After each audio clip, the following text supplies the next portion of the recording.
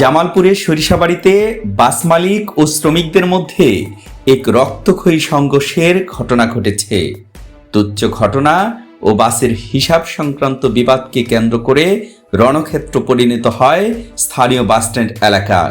এতে উভয় পক্ষের অন্তত 5 জন গুরুতর আহত হয়েছেন। তায়েবা পরিবহনের চালক আনিসুর রহমান আনিসের বিরুদ্ধে মাদকাসক্তি ও বাসের হিসাব বুঝিয়ে না দেওয়ার অভিযোগ তুলেন বাসের মালিক তারা মিয়া। আমার মাসে 70,000 টাকা কিস্তি দিতে লাগে, আমার তো ব্যথাটা আমার তাহলে উঠে হাবি হিলে যাবো, তাহলে আমার কি সংসার চলবো? এটা কইছি এর জন্য আমার আজকে কুবাইতেছে মানজাত বাড়ি আতে বাড়ি। এর কারণে আনিসকে চাকুরি থেকে অব্যাহতি দেওয়া হয়।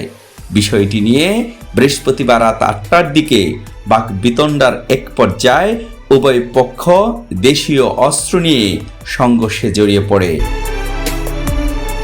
এই সংঘর্ষে আহত হয়েছেন বাস মালিক তারা মিয়া ও মোতালিব হোসেন।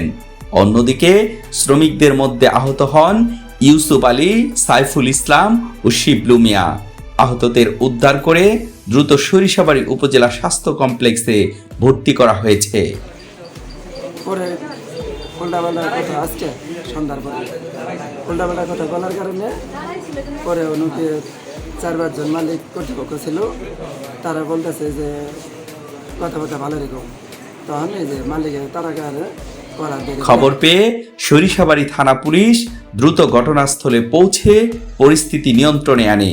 থানার অফিসার ইনচার্জ বাচ্চু মিয়া জানান, পরিস্থিতি বর্তমানে শান্ত রয়েছে, তবে এখন পর্যন্ত কোনো পক্ষ থেকে লিখিত অভিযোগ পাওয়া যায়নি। অভিযোগ পেলে তদন্ত সাপেক্ষে আইনগত ব্যবস্থা নেওয়া হবে।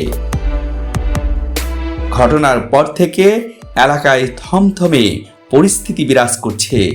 অনাকাঙ্ক্ষিত পরিস্থিতি এড়াতে পুলিশি তৎপরতা অব্যাহত রয়েছে। সরিষাবাড়ি নিউজ টিভি, সত্যের পথে চলে সকলের কথা বলে।